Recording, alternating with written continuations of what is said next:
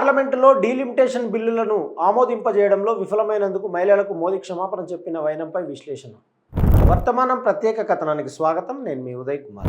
ముందుగా ప్రధాని మోదీ మహిళల క్షమాపణ చెప్పిన విషయాన్ని గమనిస్తే పార్లమెంట్లో బిల్లులను ఆమోదింపజేయడంలో విఫలమైనందుకు కాదు, అంతకంటే పెద్ద వైఫల్యాలకు మోదీ మహిళలకు క్షమాపణ చెప్పి ఉండాల్సింది అన్నది కాదనలేని వాస్తవం.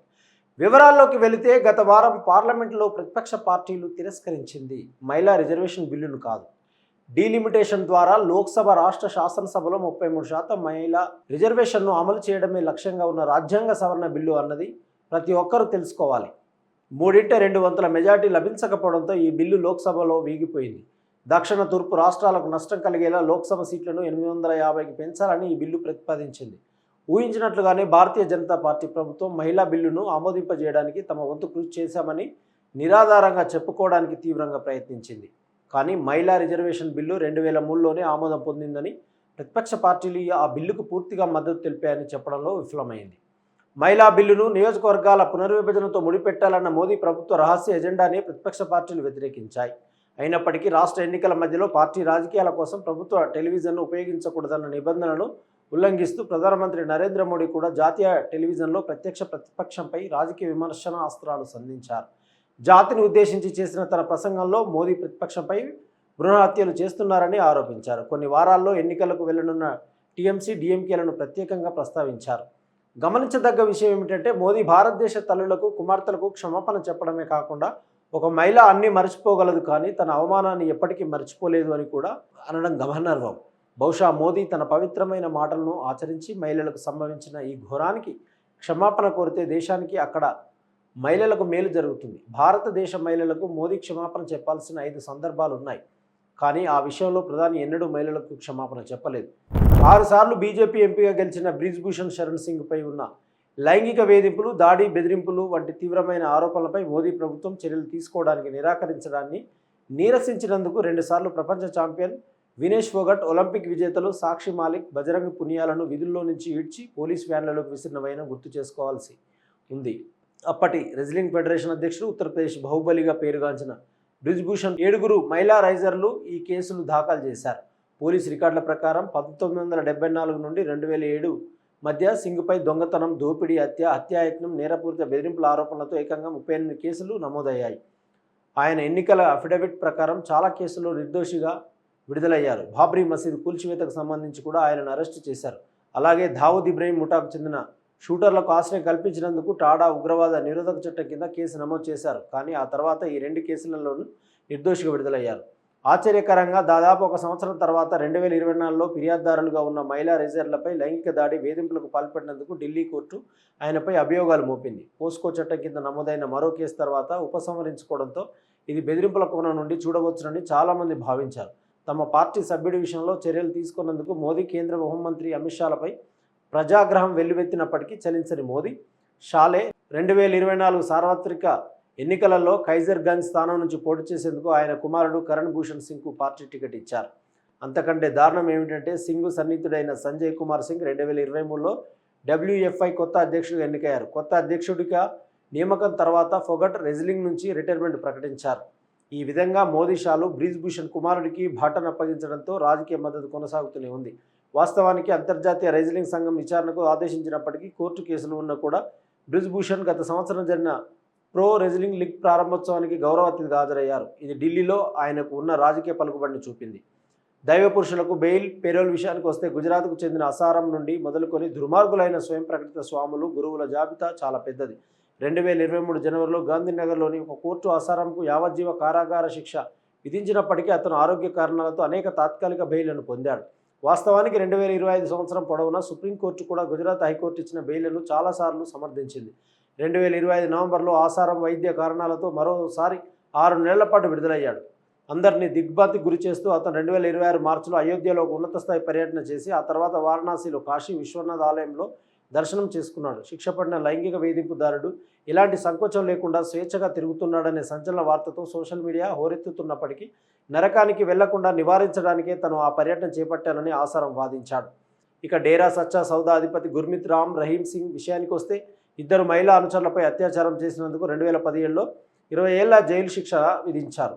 అంతేకాకుండా ఆశ్రమంలోని అక్రమాలను బయటపెట్టిన ఒక జర్నలిస్టు హత్య కేసులో ఆయన యావజ్జీవ కారాగార శిక్షను కూడా అనుభవిస్తున్నారు. అయితే ఈ ఏడాది జనవరిలో ఆయనకు 40 రోజుల పెరోల్ మంజూరైంది. దీంతో హర్యానాలోని రోహ్తక్లో ఉన్న సునారియా జైలు నుంచి ఆయన 15వసారి తాత్కాలికంగా విడుదలయ్యారు. 2017 నుంచి 25 వరకు ఆయన 406 రోజులు జైలు వెలుపల గడిపారు. ఆయనకు పదే పెరోలు మంజూరు అవ్వడంపై ప్రతిపక్షాలు విమర్శలు గుప్పించాయి. అలాగే 82 ఏళ్ల స్వయం ప్రకటిత దైవ పురుషుడు వీరేందర్ దేవ్ దీక్షిత్ 2 మైనర్ బాలికలపై అత్యాచారం చేశారని ఢిల్లీలోని రోహిణిలో ఉన్న తన ఆధ్యాత్మిక విశ్వవిద్యాలయంలో పలువురు మైనర్ మహిళలను అక్రమంగా నిర్బంధించారని ఆరోపణలున్నాయి.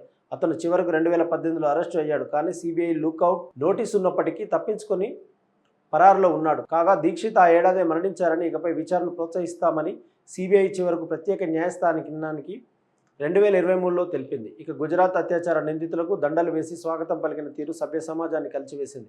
2002లో గుజరాత్లో జరిగిన మారణ హోమమైన గోద్రా అల్లర్ల సమయంలో 5 నెలల గర్భవతి బిల్కిస్ బానోపై సామూహిక అత్యాచారం చేసి ఆమె 3 ఏళ్ల కుమార్తెతో సహా కుటుంబంలోని 7గురిని హత్య చేసినందుకు యావజ్జీవ కారాగార శిక్ష అనుభవిస్తున్న 11 మంది దోషులకు లభించిన స్వాగతంపై ఆగ్రహం వ్యక్తమైంది. ఆమెపై జరిగిన ఈ దారుణ దాడి ఇక్కడితో ముగియలేదు. గుజరాత్ పోలీసులు నేరస్తులపై కేసును ఏకపక్షంగా కొట్టివేశారు. న్యాయమైన విచారణ కోసం ఈ కేసును చివరకు 2004లో మహారాష్ట్రకు బదిలీ చేయగా 2008 జనవరిలో అభియోగాలు నమోదు చేసి 2017లో బొంబాయి హైకోర్టు వాటిని సమర్థించింది. అయితే 2022 స్వాతంత్ర్య దినోత్సవం నాడు స్వప్రవర్తన కారణంగా ఆ 11 మంది దోషులు విడుదలయ్యారు. దోషులకు పూలమాలలు, స్వీట్లతో ఘనంగా స్వాగతం పలికారు. తమ కేంద్రం అనుమతి కోరగా అమిత్ షా నేతృత్వంలోని హోంమంత్రిత్వ శాఖ ఆమోదం తెలిపిందని గుజరాత్ ప్రభుత్వం సుప్రీంకోర్టుకు తెలిపింది. కానీ ఆ తర్వాత ప్రపంచవ్యాప్తంగా వ్యక్తమైన తీవ్ర వ్యతిరేకత కారణంగా ఆ క్షమాభిక్ష తప్పుడు వాస్తవాలపై ఆధారపడి ఉందని పేర్కొంటూ సుప్రీంకోర్టు దానిని రద్దు చేసింది. క్షమాభిక్ష ఉత్తర్వును కొట్టివేసింది. క్షమాభిక్ష ఉత్తర్వును కూడా కొట్టివేసింది. ఇక కతువా ఘటనను పరికిస్తే దోషులకు రాజకీయ అండ అనేది కేవలం ఒక కలగానే మిగిలిపోతుంది. కానీ లైంగిక హింస కేసుల్లో దోషులుగా తేలిన వారికి తరచుగా మద్దతు లభిస్తుంది. సంచార తెగకు చెందిన 8 ఏళ్ల బాలికపై అత్యాచారం హత్యల కేసులో దోషులుగా తేలిన వారికి శిక్ష పడటాన్ని వ్యతిరేకిస్తూ బీజేపీ శాసనసభ్యులు చేసిన తీవ్ర నిరసనల సమయంలో ఇది మరోసారి స్పష్టమైంది. ఆ బాలికను అపహరించి మత్తుమందు ఇచ్చి పలు రోజుల పాటు అత్యాచారం చేసి జమ్మూ కాశ్మీర్లోని కత్వాలో ఉన్న ఒక ఆలయంలో దారుణంగా హత్య చేశారు. అత్యాచారానికి పాల్పడిన 7గురిలో ఒకడు ఆలయ పూజారి కుమారుడు. ఆ అత్యాచార నిందితులకు మద్దతుగా బీజేపీ మద్దతుదారులు, నాయకులు భారత జెండాను పట్టుకుని ర్యాలీ నిర్వహించారు. అదే సమయంలో బీజేపీ మహిళా విభాగం ప్రాసిక్యూషన్ న్యాయవాదికి వ్యతిరేకంగా నినాదాలు చేస్తూ నిరసనలు చేపట్టింది. అత్యాచార నిందితుల అరెస్టుకు నిరసనగా జరిగిన హిందూ ఐక్యత ర్యాలీలో ప్రసంగించిన 2 బీజేపీ రాష్ట్ర మంత్రులు ప్రజాగ్రహం కారణంగా రాజీనామా చేయాల్సి వచ్చింది. చివరకు 3 ఏళ్ల తర్వాత 8 ఏళ్ల బాలికపై హత్య చేసినందుకు 3 వ్యక్తులకు ప్రత్యేక న్యాయస్థానం యావజ్జీవ కారాగార శిక్ష విధించింది.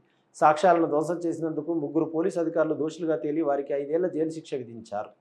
అలాగే ఉన్నవ అత్యాచార నిందితుడి అంశాన్ని పరిశీలిస్తే ఒక మైనర్ బాలికను కిడ్నాప్ చేసి అత్యాచారం చేసి అక్రమంగా నిర్బంధించినట్లు ఆరోపణలు ఎదుర్కొన్న మాజీ బీజేపీ ఎమ్మెల్యే కుల్దీప్ సింగ్ సెంగర్ విషయంలో కూడా ఇదే జరిగింది. మొదట ఆ అమ్మాయి నెలల తరబడి స్థానిక పోలీసులకు ఫిర్యాదు చేయడానికి ప్రయత్నించింది. ఆ తర్వాత సెంగర్ గుండాలు పోలీసుల బెదిరింపులు బలవంతంతో విసిగిపోయిన అమ్మాయి పోలీసులు తన కేసు నమోదు చేయడానికి నిరాకరిస్తున్నారని చెప్తూ బీజేపీ ముఖ్యమంత్రి ఇంటి ముందు ఆత్మహత్యకి ప్రయత్నించింది. ఈ సంఘటన స్థానిక అధికారులను కలవరపరిచింది. జాతీయ మీడియాను మేల్కొల్పింది. ఇంతలో ఆమె తండ్రిని పోలీసులు అదుపులోకి తీసుకొని నేరానికి పాల్పడిన వ్యక్తిగా జైల్లో పడేశారు. ఆమె ఆత్మహత్యాయత్నం చేసిన మరుసటి రోజే పోలీసుల అదుపులో గాయాలతో ఉన్న ఆమె తండ్రిని ఆసుపత్రికి తీసుకొచ్చారు. అయితే పోలీసు దెబ్బల దాటికి ఆసుపత్రిలోనే మరణించాడు. బాలిక వాంగ్మూలంలో వ్యత్యాసాలు ఉన్నందున కేసు ముందుగా నమోదు చేయలేదని చెప్తూ పోలీసులు చివరకు సెంగర్పై కేసు నమోదు చేశారు. కానీ ఆ బాలిక పట్టుదలతో కేసును కొనసాగిస్తున్న సమయంలో ఆమెకు మరో విపత్తు ఎదురైంది. స్థానిక కోర్టులో వాంగ్మూలం ఇవ్వడానికి వెళ్తుండగా ఆమె తన 2 అత్తలు న్యాయవాదితో కలిసి ప్రయాణిస్తున్న కారును అనుమానాస్పదంగా ఒక ట్రక్కు ఢీకొట్టింది. ఈ ప్రమాదంలో ఆమె అత్తలు మరణించగా ఆమె న్యాయవాది తీవ్రంగా గాయపడ్డారు. ఈ కేసు అప్పటికే 2 ఏళ్లకు పైగా సాగింది. నిష్పక్షపాత విచారణ కోసం సుప్రీంకోర్టు చివరకు ఈ కేసును ఢిల్లీకి బదిలీ చేసింది. అత్యాచారం ఆరోపణలపై సిబిఐ సెంగర్పై ఛార్జ్షీట్ దాఖలు చేసింది. తండ్రిని ఇరికించి కస్టడీలో చంపినందుకు అతనిపై, అతని సోదరుడిపై, సహచరులపై మరో ఛార్జ్షీట్ దాఖలైంది. నేరం జరిగిన 3 ఏళ్ల తర్వాత అత్యాచారం కేసులో సెంగర్కు యావజ్జీవ కారాగార శిక్ష పడింది. 1 సంవత్సరం తర్వాత బాలిక తండ్రి హత్య కేసు అతనితో పాటు ఇతర నిందితులకు 10 సంవత్సరాల జైలు శిక్ష పడింది. మొత్తంగా ఈ ఘటనలో బాధితులందరూ మహిళలే. ఈ విషయమై ప్రధాని మోడీ మహిళలకు క్షమాపణ చెప్పి ఉండాల్సింది తప్ప పార్లమెంట్లో డీలిమిటేషన్ బిల్లులను ఆమోదింపజేయడంలో విఫలమైనందుకు కాదన్న సంగతి ప్రతి ఒక్కరూ గుర్తెరగాలి. వాస్తవ వార్తలకు ప్రమాణం టీవీ వర్తమానం. ఈ వార్తలు ఇంతటితో సమాప్తం. మరిన్ని విశేషాలతో మళ్ళీ కలుద్దాం. నమస్కారం. సబ్స్క్రైబ్ చేయండి, షేర్ చేయండి, కామెంట్ చేయండి, వర్తమానాన్ని ప్రజల్లోకి తీసుకెళ్ళండి. ధన్యవాదాలు.